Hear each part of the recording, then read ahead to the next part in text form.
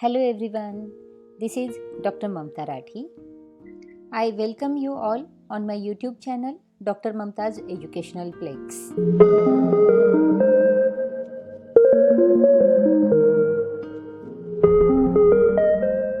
Friends, in this video we will discuss about MCQ type questions.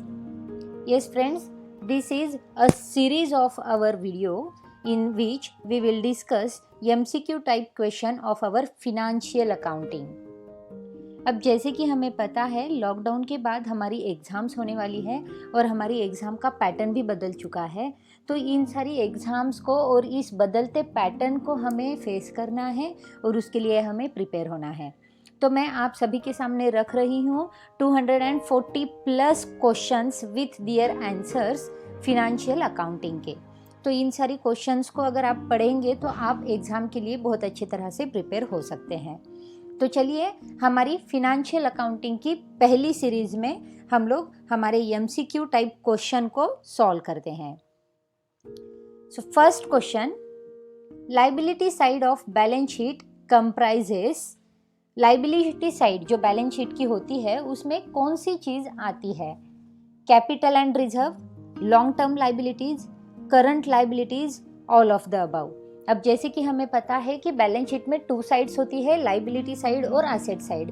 Liability side में हम लोग Capitals लिखते हैं, हमारी जो कुछ भी लायबिलिटीज़ है लॉन्ग टर्म होंगी शॉर्ट टर्म होंगी उनके बारे में लिखते हैं, हमारे जो लोन्स है वो भी हम लायबिलिटी साइड में लिखते हैं, करंट लायबिलिटीज़ जो होती हैं वो भी लायबिलिटी साइड में आती है। तो ये सारे जो ऑप्शन है वो लायबिलिटी साइड में देखने मिलते हैं। तो हमारा आंसर होगा answer D, all of the about.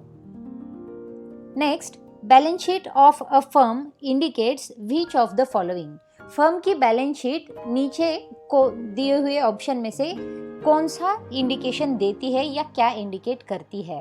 Options हमें दिए हुए हैं, प्रॉफिट और loss over a period, financial position of the unit over a period, financial position of the unit as on a particular date and position of assets and liabilities over a period of time.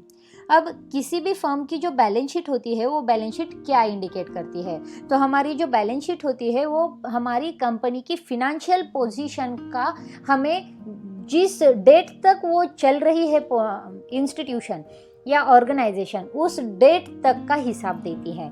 यानी कि अगर हम इस साल की balance sheet की बात कर रहे हैं तो इस साल के eight the end of the year में हमें हमारे कंपनी का फिनेंशियल पोजीशन क्या है वो हमारी बैलेंस शीट को देखकर उसका अंदाज़ा आ जाता है। तो हमारा करेक्ट आंसर होगा answer C, financial position of a unit as on particular date. जैसे कि हमें पता है बैलेंस शीट एज ऑन, ऐसे बैलेंस शीट की हम हेडिंग ही ऊपर लिखते हैं कि बैलेंस शीट जो होती है वो पर्टिकुलर ईयर की पर्टिकुलर डेट पर बनाई गई होती है। तो उस पर्टिकुलर पीरियड का मतलब उस पर्टिकुलर डेट को हमारी कंपनी का जो एक्यूरेट फिनेंशियल पोजीशन है वो फिनेंशियल पोजीशन हमारी बैलेंस शीट रिफ्लेक्ट करेगी। तो करेक्ट आंसर आएगा answer C, option C. Next question है, economic life of an enterprise is split into the periodic interval as per dash dash concept. अब हमारी जो इंटरप्राइज है या हमारा जो ऑर्गेनाइजेशन है उसका इकोनॉमिक लाइफ जो होता है वो स्प्लिट किया जाता है पीरियोडिक इंटरवल्स में। वो कौन सी कंसेप्ट पर बेस्ड है? तो हमें पता है कि पीरियोडिकल जो इंटरवल्स होते हैं वो पीरियोडिसिटी के कंसेप्ट पर डिपेंड होते हैं। यानी कि पीरियोडिसिटी कंसेप्ट में ही हम हमारी इकोनॉमिक लाइफ का जो ऑर्गेनाइजेशन होता है उसको स्प्लिट कर देते हैं। तो हमारा करेक्ट ऑप्शन होगा option C, periodicity concept. Next है, provision is provided for doubtful debts is based on the principle of going concern, objectivity, materiality and conservatism. अब प्रोविजन होता है जिसमें हम लोग बैड डेब्ट्स के लिए यानी कि डाउटफुल डेब्ट्स के लिए एक प्रोविजन रखते हैं। प्रोविजन रखते हैं मानो हम लोग रिजर्व अमाउंट रखते हैं कि हमारे जो डेब्ट्स है, हमारे जो बैड डेब्ट्स होते हैं उन बैड डेब्ट्स को हमें कवर करना है। तो ये वाला जो डेब्ट्स रिजर्व रखने का हमारा प्रैक्टिस है ये कौन सी अकाउंटिंग प्रिंसिपल पर बेस्ड होता है? तो हमारा प्रिंसिपल ऑफ कंजर्वेशन जो है उसके ऊपर हम ये हमारे डाउटफुल डेब्ट्स जो है उनके लिए प्रोविजन करते हैं। तो हमारा करेक्ट आंसर होगा आंसर डी। तो ऑप्शन डी जो है वो हमारा करेक्ट आंसर होगा। Next question, prepaid salary has debit balance, negative balance, credit balance, none of the above. अब हमें पता है कि हमारा सैलरी अकाउंट होता है और सैलरी अकाउंट में जब भी हम प्रीपेड सैलरी देते हैं तो उस प्रीपेड सैलरी का एक इफेक्ट होता है। तो प्रीपेड सैलरी का जो बैलेंस होता है वो हमेशा से डेबिट बैलेंस होता है। तो हमारा करेक्ट आंसर आएगा option A, debit balance. Prepaid salary has debit balance. Next question, X draws a bill on Y. X endorsed the bill to Z. Who is the payee? अब X ने एक bill draw किया है जो Y के लिए है, यानी कि X एक बिल Y के नाम से ड्रॉ कर रहा है और X ने जो Y के नाम से बिल बनाया था, ड्रॉ किया था, वही बिल वो Z को एंडोर्स कर रहा है। तो इस केस में पेई कौन रहेगा? अब जब भी हम बिल एंडोर्स कर देते हैं तो एंडोर्सिंग के टाइम पे हम लोग जिस पर्टिकुलर पर्सन के नाम पर वो बिल एंडोर्स करते हैं तो वो पर्सन ही उस बिल का पेई बन जाता है। तो यक्स जब भी बिल वाई के नाम से बना रहा हो लेकिन वो एंडोर्स कर दिया है जेड के नाम से, तो अब इस केस में पेई जो है वो जेड बनेगा। तो हमारा ऑप्शन सी जो है वो है जेड, जो कि करेक्ट ऑप्शन है, करेक्ट आंसर है। Next, a promissory note does not require dash dash. A promissory note does not require noting, discontinuing, acceptance, charging. Promissory note में किस चीज़ की ज़रूरत नहीं होती है? तो प्रॉमिसरी नोट में हम लोगों को एक नोट देनी होती है, वो बहुत ज़रूरी होती है क्योंकि हमारी जो प्रॉमिसरी नोट है वो हमारा एक प्रॉमिस है, हमारा एक रिटन एग्रीमेंट है। अब डिसकंटिन्यूइंग का जो फंक्शन है वो भी उसमें होना बहुत ज़रूरी है।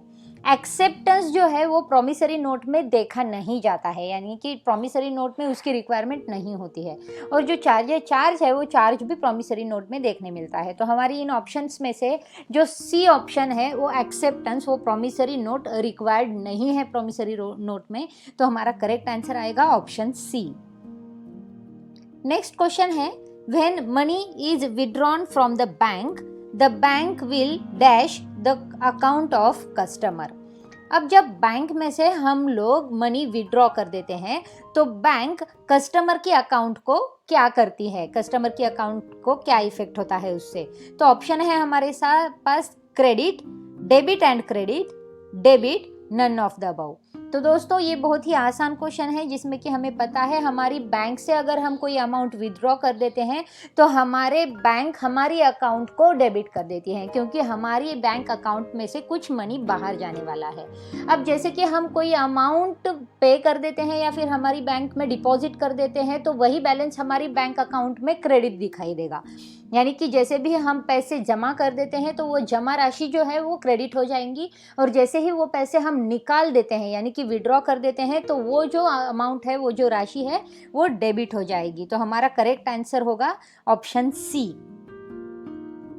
Next, an entry with more than one debit और credit is known as compound entry, single entry, multiple entry, double entry. अब जैसे कि हमें पता है हम लोग जर्नल एंट्रीज करते हैं तो जर्नल एंट्रीज में हमारे पास एक डेबिट और एक क्रेडिट इफेक्ट वाली जर्नल एंट्री होती है, लेकिन जब भी हम एक से ज़्यादा मतलब एक से ज़्यादा डेबिट कर देते हैं या एक से ज़्यादा क्रेडिट कर देते हैं तो वो वाली एंट्री कंपाउंड एंट्री के नाम से जानी जाती है, जिसमें हम लोग एक ही एंट्री में एक से ज़्यादा डेबिट या एक से ज़्यादा क्रेडिट इफेक्ट दे देते हैं तो उसे हम कंपाउंड एंट्री के नाम से जानते हैं। तो ऑप्शन ए जो है कंपाउंड एंट्री वो हमारा करेक्ट आंसर होगा। Next, loss leads to reduction in income, reduction in capital, reduction in profit, increase in capital. Loss किस चीज़ को लीड करता है, लॉस का इफेक्ट क्या होता है? अब जब लॉस होगा तो क्या होगा? तो लॉस की वजह से हमारी जो कैपिटल की अमाउंट है उस कैपिटल की अमाउंट में रिडक्शन आ जाएगा, क्योंकि हम जो प्रॉफिट अर्न करते हैं वो प्रॉफिट हमारी कैपिटल को बढ़ाने के लिए या कैपिटल को स्टेबल करने के लिए उसका कुछ पार्ट यूज़ कर देते हैं। अब हमारे पास जो ऑप्शन दिए हुए हैं कि रिडक्शन इन इनकम, अब इनकम है ही नहीं, लॉस हो रहा है तो उसमें रिडक्शन होने की बात नहीं आती जाती तो ये ऑप्शन नहीं बैठता है। Reduction in capital correct answer है। रिडक्शन इन प्रॉफिट, अब प्रॉफिट तो है ही नहीं, लॉस हो रहा है, तो ये भी ऑप्शन जो है वो इनकरेक्ट है या रॉन्ग है। और इंक्रीज इन कैपिटल, अब लॉस हो रहा है तो कैपिटल कहाँ से बढ़ेगा, तो ये वाला भी ऑप्शन जो है वो रॉन्ग है। तो हमारा करेक्ट ऑप्शन है ऑप्शन बी, जो कि हमारा आंसर होगा। Next, residual value of an asset is the amount realised on the sale of asset, the price paid on the purchase of the asset, reduced value of the asset every year, one of the above. अब residual value asset की कौन सी मानी जाती है, तो residual value जो होती है वो जब हमारा एसेट हम सेल कर देते हैं और सेल करते वक्त हमारे एसेट की जो अमाउंट फिक्स होती है उस अमाउंट को ही हमारे एसेट की रेसिडुअल वैल्यू के नाम से जाना जाता है। तो हमारे यहाँ पर ऑप्शन ए जो है वो दिया गया है यहाँ पर, the amount realised on the sale of an asset, तो ये वाली जो है वो करेक्ट ऑप्शन है। तो हमारा आंसर होगा ऑप्शन ए, रेसिडुअल वैल्यू, यानी कि हमारी ये अमाउंट होती है एसेट की जो सेल के टाइम पर फिक्स की गई होती है। नेक्स्ट क्वेश्चन, तो ऑप्शन नेक्स्ट क्वेश्चन है हमारा, depreciation account is closed by transferring to balance sheet, transferring to profit and loss account, transferring to asset account, totalling. अब जैसे कि हम जानते हैं कि डेप्रिसिएशन अक्सर हम हमारी एसेट पर प्रोवाइड करते हैं, और जो डेप्रिसिएशन हम प्रोवाइड करते हैं तो उस वक्त हमारा डेप्रिसिएशन अकाउंट जो है वो अकाउंट हमें eight the end of the year close करना पड़ता है। तो हमारा जो डेप्रिसिएशन है वो क्लोज करते वक्त हम उसको ट्रांसफ़र कर देते हैं हमारी प्रॉफिट एंड लॉस अकाउंट में। तो हमारा डेप्रिसिएशन जब क्लोज होगा तो उसकी जो अमाउंट है वो ट्रांसफ़र होगी हमारी प्रॉफिट एंड लॉस अकाउंट में। तो यहाँ पर ऑप्शन बी दिया हुआ है, transferring to profit and loss account, जो कि हमारा करेक्ट आंसर है, ऑप्शन बी। नेक्स्ट क्वेश्चन है हमारा, in sinking fund method of depreciation the amount of depreciation dash. Sinking fund method जो होती है हमारी डेप्रिसिएशन की, जिसमें कि हम हमारा फंड जो है वो हर ईयर में साइड में रख देते हैं, रिजर्व में रख देते हैं, और वो फंड रियलाइज करके फिर हम हमारी डेप्रिसिएशन को प्रोवाइड करते हैं। तो इस सिंकिंग फंड मेथड में हमारी डेप्रिसिएशन की अमाउंट क्या होती है, तो हमारे ऑप्शंस हैं, decreasing every year, increasing every year, remains constant every year, increase और डिक्रीज एवरी ईयर। तो हमारी जो अमाउंट होती है वो सिंकिंग फंड मेथड में फिक्स्ड होती है। तो हमारा ऑप्शन सी जो है, रिमेन्स कांस्टेंट एवरी ईयर, वो हमारा ऑप्शन रहेगा। देखिए दोस्तों, अब डेप्रिसिएशन मेथड जो है, डेप्रिसिएशन में हम लोग सिंकिंग फंड मेथड यूज़ करते हैं। सिंकिंग फंड मेथड में हम लोग जितने सालों के लिए वो एसेट की वैलिडिटी है उतने सालों के लिए ये वाली सिंकिंग फंड जो है, यानी कि वो जो फंड है वो फंड को हम रिजर्व करते हैं। तो हमें एक अमाउंट फिक्स कर दी है, वो हम अमाउंट को हम हमारी सिंकिंग फंड में इन्वेस्ट कर देते हैं, और उस इन्वेस्टमेंट को हम जो लास्ट ईयर है हमारी एसेट का, उस लास्ट ईयर में सेल कर देते हैं, और सेल करके वो जो अमाउंट हमारे पास रियलाइज हो जाती है उस अमाउंट से हम हमारी न्यू एसेट की परचेस के बारे में सोचते हैं। तो सिंकिंग फंड मेथड जो है डेप्रिसिएशन की, उसमें अमाउंट ऑफ डेप्रिसिएशन जो होता है वो हर ईयर के लिए कांस्टेंट रहता है। Next question, which of the following asset is not subject to depreciation.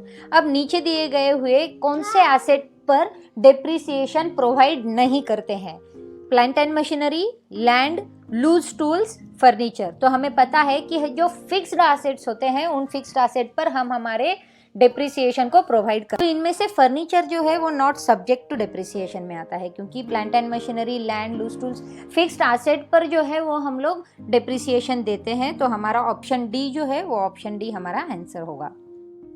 Next question, the term depletion is used in relation to natural resources, fixed assets, current assets, none of the above.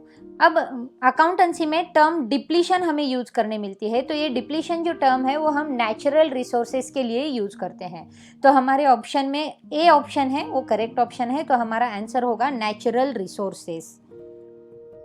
Next question है, N asset is purchased for ₹50,000 on which depreciation is provided annually according to the straight line method.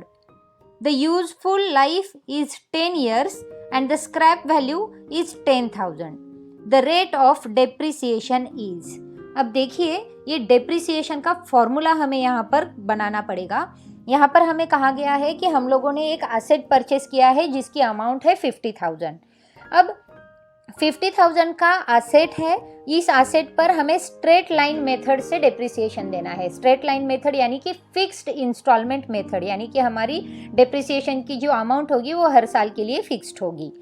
अब यहाँ पर हमें दिया गया है कि useful life जो है इस एसेट की वो है 10 ईयर्स की और इसकी जो स्क्रैप वैल्यू है वो है 10,000 की। तो अब हम इसका डेप्रिसिएशन का जो परसेंटेज है उस परसेंटेज को निकालेंगे। तो इसका इक्वेशन बनता है cost of the asset minus scrap value divided bye economic life of an asset. तो हमारी इक्वेशन में अगर हम हमारी अमाउंट्स रख दे तो हमारी अमाउंट कुछ इस तरह से आएंगी 50,000 माइनस 10,000 डिवाइडेड बाय 10 इंटू 100।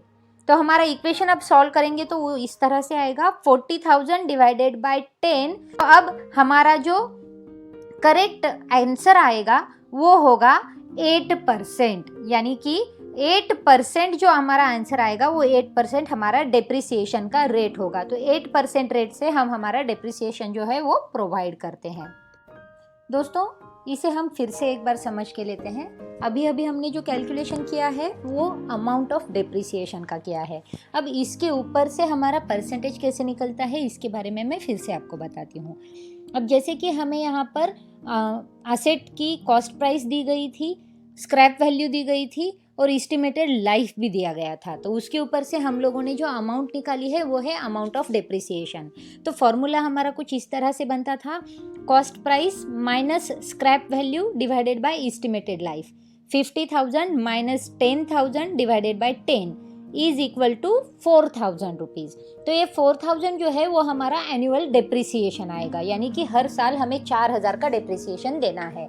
अब ये आ गई हमारी डेप्रिसिएशन की अमाउंट, लेकिन हमें पूछा गया है परसेंटेज। तो परसेंटेज हम किस तरह से निकालेंगे? तो परसेंटेज के लिए फॉर्मूला है हमारा annual depreciation into 100 divided by cost price. अब हमारा एनुअल डेप्रिसिएशन हमें पता है, annual depreciation 4,000 into 100 divided by cost price जो है वो है 50,000। तो 4,000 इंटू 100 डिवाइडेड बाय 50,000 जैसे ही हम कर लेते हैं तो हमारा आंसर आ जाएगा 8%। तो ऑप्शन बी जो है 8% वो हमने इस तरह से निकाला हुआ है। तो दोस्तों आप इसको अच्छे से समझ गए होंगे। इसके लिए हमें फॉर्मूलेज याद रखना बहुत ज़्यादा ज़रूरी है। अब हम बात करेंगे नेक्स्ट क्वेश्चन की।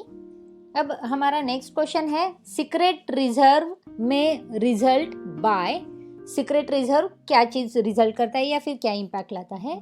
Creating general reserve, over valuation of stocks, providing excessive depreciation, under valuation of liabilities. अब सीक्रेट रिजर्व रखना यानी कि अब हमारी बिजनेस ऑर्गेनाइजेशन के लिए फंड्स लगते हैं, तो वो फंड्स को हम जब चाहे तब यूज़ करने के लिए कुछ रिजर्व रखना हमें ज़रूरी हो जाता है। तो ये जो रिजर्व हम रखते हैं तो इस रिजर्व का कहाँ हमें बेनिफिट हो सकता है, या फिर ये जो सीक्रेट रिजर्व होते हैं तो ये सीक्रेट रिजर्व किस चीज़ में रिजल्ट में आ जाते हैं? तो क्रिएटिंग जनरल रिजर्व के लिए हम सीक्रेट रिजर्व नहीं रखते, क्योंकि जनरल रिजर्व जो है वो बाय प्रैक्टिस हम करते ही हैं और हर साल जनरल रिजर्व में हम हमारी जो अमाउंट है वो रिजर्व रख देते हैं। अब हमारा सीक्रेट रिजर्व रखने से हमारा जो स्टॉक है वो ओवर वैल्यू होगा, ऐसा ऑप्शन है यहाँ पर, लेकिन हमारा स्टॉक हमारी सीक्रेट रिजर्व से ओवर वैल्यूड नहीं होता है, क्योंकि स्टॉक का वैल्यूएशन जो होता है वो मार्केट प्राइसेस पर डिपेंड करता है। Providing excessive depreciation. अब जब डेप्रिसिएशन प्रोवाइड करना है हमें, और अगर हमें एक्सेसिव डेप्रिसिएशन प्रोवाइड करना होगा तो हमारे पास फंड्स लगते हैं हमें, क्योंकि डेप्रिसिएशन प्रोवाइड करना यानी कि प्रोविजन करना होता है, और प्रोविजन हम तभी कर सकते हैं जब हमारे पास कुछ रिजर्व अमाउंट हो। तो ये सीक्रेट रिजर्व अमाउंट जो होती है वो हमारी एक्सेसिव डेप्रिसिएशन को प्रोवाइड करने के लिए यूटिलाइज की जा सकती है। और अंडर वैल्यूएशन ऑफ लाइबिलिटीज़, ये जो ऑप्शन दिया है वो भी गलत है, क्योंकि हमारे सीक्रेट रिजर्व को रखने से हमारी लाइबिलिटीज़ का जो वैल्यूएशन है वो वैल्यूएशन अंडर वैल्यूड नहीं होता है। तो हमारा करेक्ट आंसर जो है वो आएगा आंसर सी। नेक्स्ट क्वेश्चन है gross profit is 25% on sales and cost of goods sold 75,000, the amount of sales will be। अब यहाँ पर भी हमें बेसिक इन्फॉर्मेशन दी गई है, हमें फिर से फॉर्मूला यूज़ करके इसका आंसर निकालना पड़ेगा। अब जैसे कि हमें पता है ग्रॉस प्रॉफिट का जो फॉर्मूला होता है वो gross profit is equal to sales minus cost of goods sold होता है। अब यहाँ पर हमें बताया गया है कि ग्रॉस प्रॉफिट जो है वो 25% ऑन सेल्स है, तो सेल की अमाउंट हमें पता नहीं है, तो हम अज्यूम करते हैं कि सेल्स हमारे 100 रुपीज़ हैं। तो अगर 100 रुपीज़ हमारे सेल्स हैं तो 25% प्रॉफिट है ग्रॉस प्रॉफिट, तो 25 रुपीज़ हमारे सेल पर जो है वो हमारा प्रॉफिट आ जाएगा, तो 25 रुपीज़ हमारा प्रॉफिट बन जाएगा 25% से। अब कॉस्ट ऑफ गुड्स सोल्ड जो है वो हमारा आएगा 75, क्योंकि 100 माइनस 25 अगर हम कर देंगे तो हमारा कॉस्ट ऑफ गुड्स सोल्ड आ जाता है, जो कि हमारा 75 रुपीज़ आ जाएगा। अब कॉस्ट ऑफ गुड्स सेल्स जो है वो इक्वल टू 75% ऑफ सेल्स है, तो हमारा सेल्स का जो फॉर्मूला हम बनाएंगे तो वो फॉर्मूला कुछ इस तरह से बनेगा, sales is equal to cost of goods sold divided by 75%। अब सेल्स की अमाउंट हमें पता नहीं है, तो हम लोग वहाँ पर लिख देंगे sales is equal to cost of goods 75,000 हमें प्रॉब्लम में दिया गया है यहाँ पर, तो हम लोग इक्वेशन में उसकी प्राइस रख देते हैं। Sales is equal to cost of goods sold divided by 75%।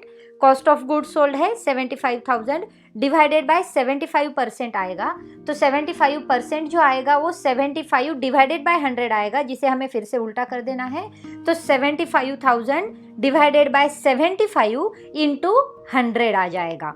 तो 75,000 को 75 से अगर हम डिवाइड कर देंगे तो ऊपर आ जाता है 1000 इंटू 100, तो हमारा आंसर आएगा 1 लाख। तो हमारा करेक्ट आंसर होगा ऑप्शन डी, हमारी सेल की अमाउंट जो है वो 1 लाख है। अब हम इसे क्रॉस टैली करते हैं।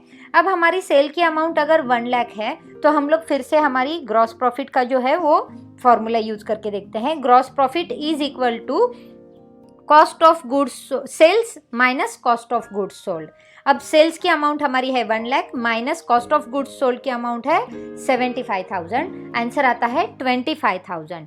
तो 1 लाख का 25% आ जाता है 25,000, तो ये हमारा क्रॉस टैली भी हो जाता है और हमारा आंसर भी करेक्ट आ जाता है। तो हमारा करेक्ट आंसर है ऑप्शन डी, जिसके लिए हमने फॉर्मूला यूज़ किया था। हमने अज्यूम किया था कि सेल्स हमारे 100 हैं और उस हिसाब से हमने हमारे फॉर्मूला को यूज़ किया था। तो करेक्ट आंसर है option D, 1 lakh rupees. Next question, opening capital 9,000, closing capital 16,500, drawings during the year 2,600, the amount of profit will be. अब हमारे पास फिर से फॉर्मूला यूज़ करने की बारी आती है। अब हमारा जो ओपनिंग स्टॉक या ओपनिंग कैपिटल है वो 9,000 का दिया गया है, क्लोजिंग कैपिटल भी हमें दिया गया है जो है 16,500 का, और थ्रू आउट द ईयर हमने जो ड्राइंग्स की है वो ड्राइंग्स की अमाउंट भी हमें दी गई है जो है हमारी 2,600। तो इसके लिए हम लोग पहले फॉर्मूला बनाते हैं।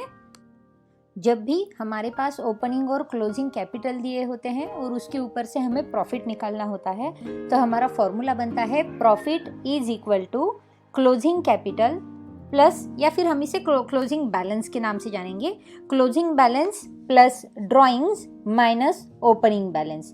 तो हमारा क्लोजिंग बैलेंस जो है वो है 16,500 plus drawings 2,600 minus opening capital 9,000। तो आंसर जो आएगा वो होगा 10,100। तो हमारी ऑप्शन में 10,100 जो है वो ए ऑप्शन में लिखा गया है, तो हमारा करेक्ट आंसर आएगा ऑप्शन ए। नेक्स्ट क्वेश्चन है, specific donation received should be shown on income side of income and expenditure account, the liability side of balance sheet, the asset side of balance sheet, none of the above। अब specific donation received, अब जब हम देखते हैं donations हमें non trading organisation में देखने मिलते हैं।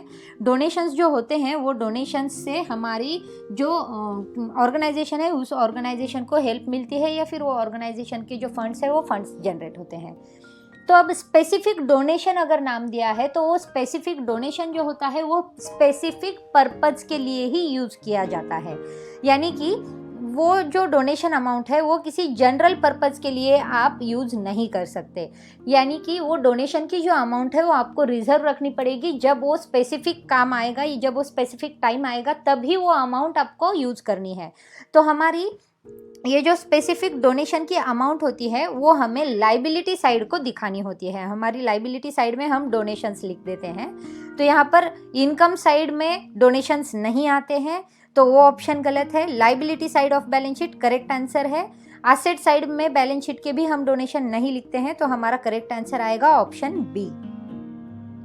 अब नेक्स्ट क्वेश्चन है हमारा, where no document of title of goods are enclosed to the bill it is called as. अब जब हम बिल इशू करते हैं और बिल इशू करते वक्त अगर वहाँ पर no document of title of goods enclose किया गया है, तो उस बिल को किस बिल के नाम से जाना जाता है? Clean bill, demand bill, trade bill या एकोमोडेशन बिल? तो ये होता है क्लीन बिल का टाइप। क्लीन बिल के टाइप में no document of title of goods दिया जाता है, तो हमारा करेक्ट ऑप्शन है A, option A clean bill. Next question है, cheque is payable on usance, demand, after sight, fixed future date. Cheque कब पेएबल होता है? तो हमारा चेक है वो डिमांड पर पेएबल होता है, क्योंकि चेक का नेचर ही है वो ऑन डिमांड होता है। तो हमारा करेक्ट ऑप्शन है बी, डिमांड। नेक्स्ट क्वेश्चन है, when the bill is dishonoured the account debited in the book of drawee. Bill जब डिसऑनर हो जाता है तो ड्रॉवी की अकाउंट में कौन से बुक्स डेबिट हो जाते हैं, या फिर ड्रॉवी के अकाउंट में कौन सा अकाउंट जो है वो डेबिट हो जाएगा?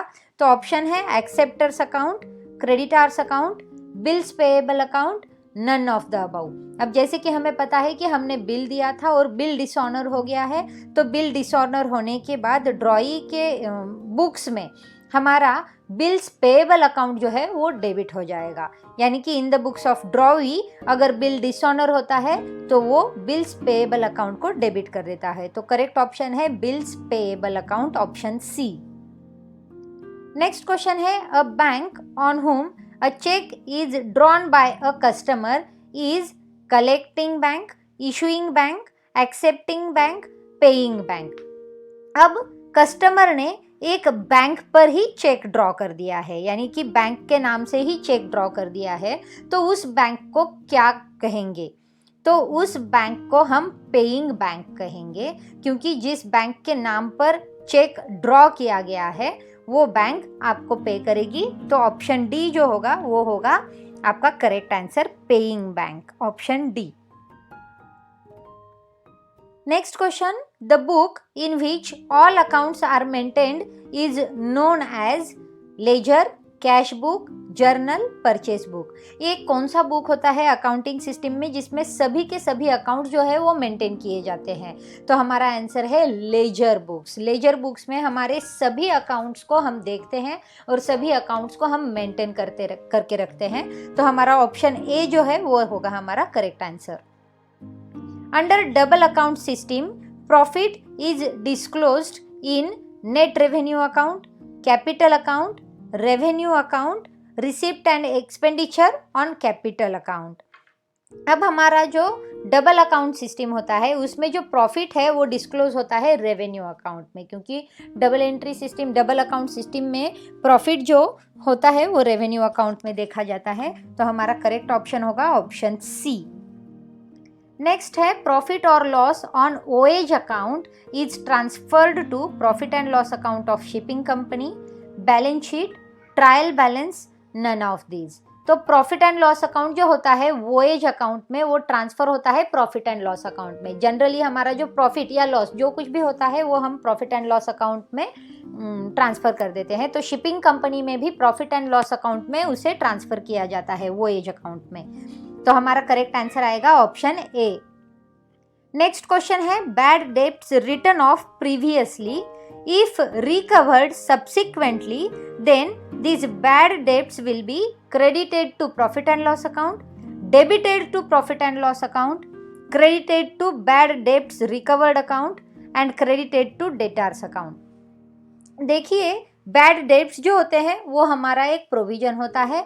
अगर ये बैड डेब्ट्स हमने रिटर्न ऑफ कर दिए हैं, पहले ही हमने बैड डेब्ट्स को रिटर्न ऑफ कर दिया है और जो रिटर्न ऑफ किए गए बैड डेब्ट्स हैं वो हमें रिकवर हो गए हैं, मतलब बाद में, जब पहले हमने उसको राइट ऑफ कर दिया और बाद में वो रिकवर हो गए, तो जो बैड डेब्ट्स हमारे लिए बैड थे, डाउटफुल थे और हम लोगों ने उसकी उम्मीद छोड़ दी थी और उसको राइट ऑफ कर दिया था, उसको निकाल दिया था, वही बैड डेब्ट्स फ्यूचर में रिकवर हुए हैं। अगर वो फ्यूचर में रिकवर हो जाते हैं तो वो हमारे लिए इनकम हो जाती है, यानी कि हमारे लिए वो बेनिफिट हो जाता है। और हमारा जो इनकम या हमारा जो बेनिफिट होता है वो हम हमारे प्रॉफिट एंड लॉस अकाउंट में क्रेडिट साइड में दिखाते हैं। तो हमारा करेक्ट ऑप्शन होगा profit and loss account credit side, option A हमारा करेक्ट आंसर होगा।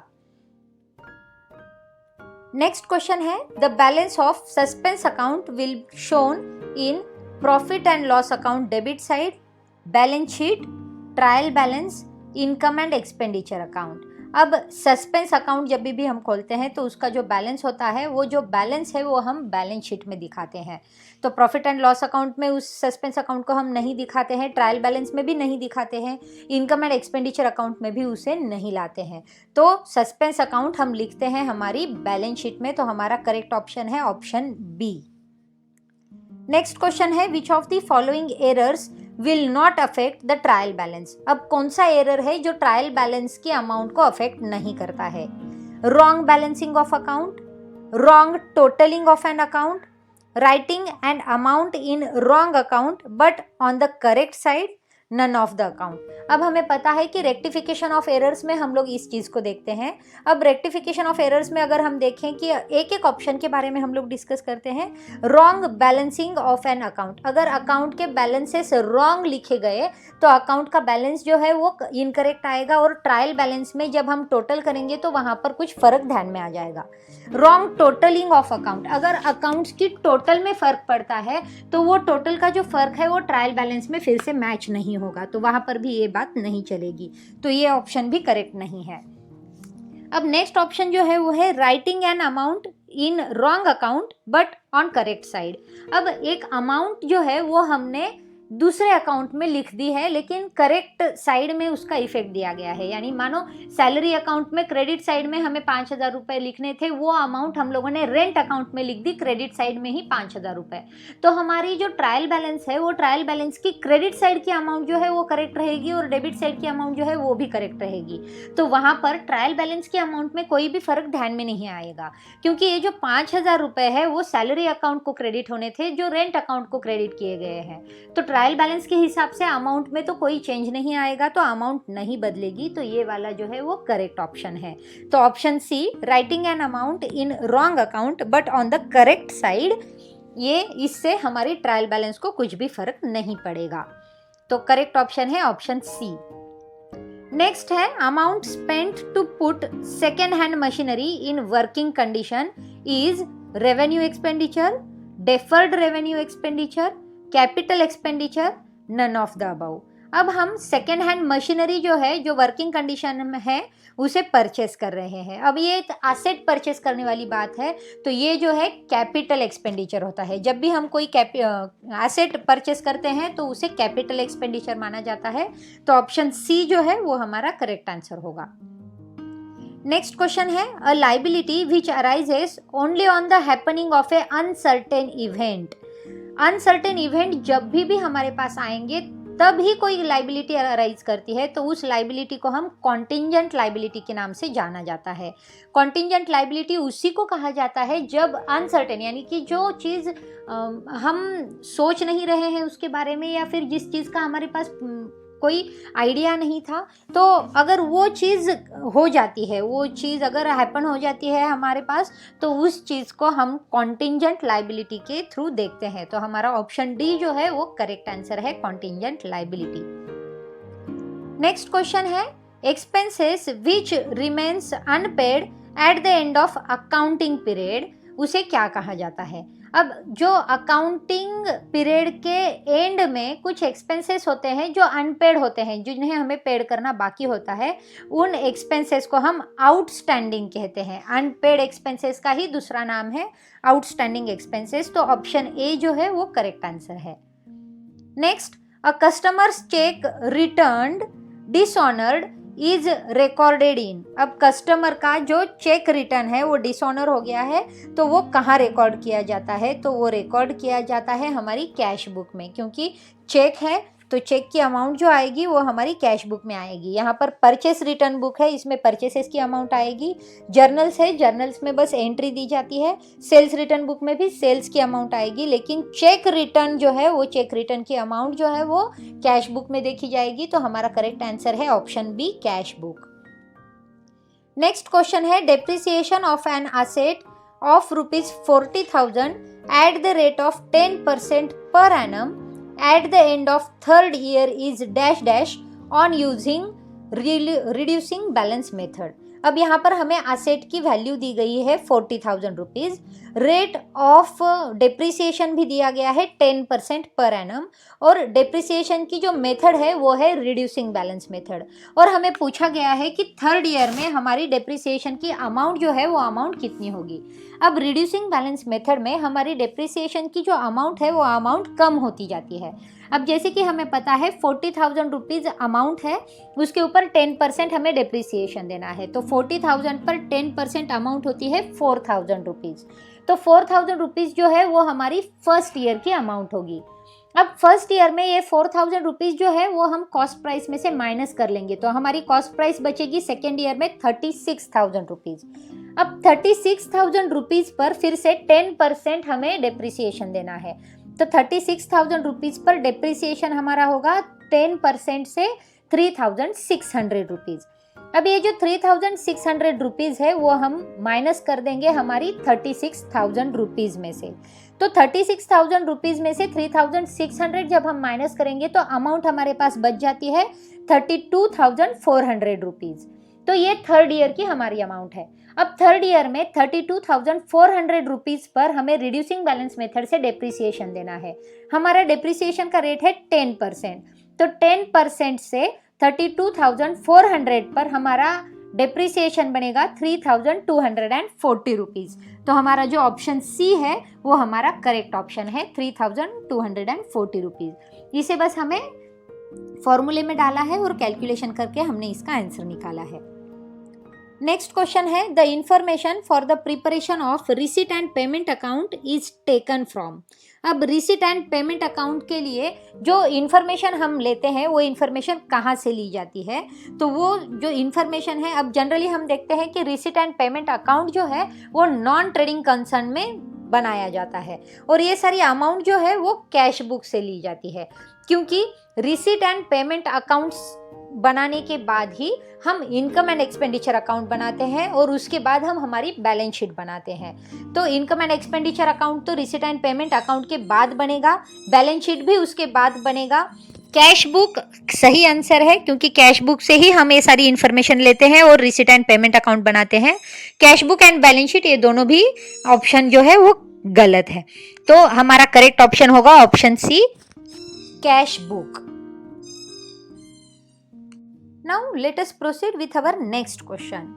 In journal, transactions are recorded on ascending order, on descending order, on order of preference and chronological order. अब हमें पता है कि हम हमारे जो ट्रांजैक्शंस होते हैं बिजनेस ऑर्गेनाइजेशन में उसे रिकॉर्ड करते हैं हमारी जर्नल में। जर्नल जो होता है वो हमारा प्राइमरी बुक्स है, तो उस प्राइमरी बुक्स में हम हमारे जो कुछ भी ट्रांजैक्शन होते हैं उन ट्रांजैक्शन को रिकॉर्ड करते हैं। तो ये वाले जो ट्रांजैक्शन रिकॉर्ड होते हैं वो क्रोनोलॉजिकल ऑर्डर में रिकॉर्ड होते हैं। अब क्रोनोलॉजिकल ऑर्डर मतलब क्या होता है? क्रोनोलॉजिकल ऑर्डर मतलब जिस तरह से ट्रांजैक्शन होता रहेगा उस तरह से जर्नल में एंट्री बनती जाएगी। यानी कि अब अभी ट्रांजैक्शन हुआ है तो अभी बनेगी, 1 घंटे बाद हुआ है तो 1 घंटे बाद आएगी। तो उसी हिसाब से, मतलब जैसे जैसे आपका काल चलता जाता है उस हिसाब से आपको वो ऑर्डर मेंटेन करना पड़ता है। तो जर्नल में जो ट्रांजैक्शन आएंगे वो क्रोनोलॉजिकल ऑर्डर से ही आएंगे। तो ऑप्शन डी है correct answer.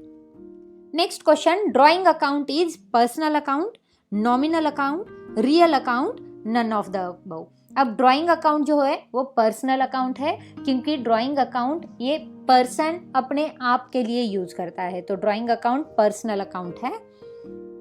Next, a bill of exchange when drawn requires noting acceptance, discounting, endorsing.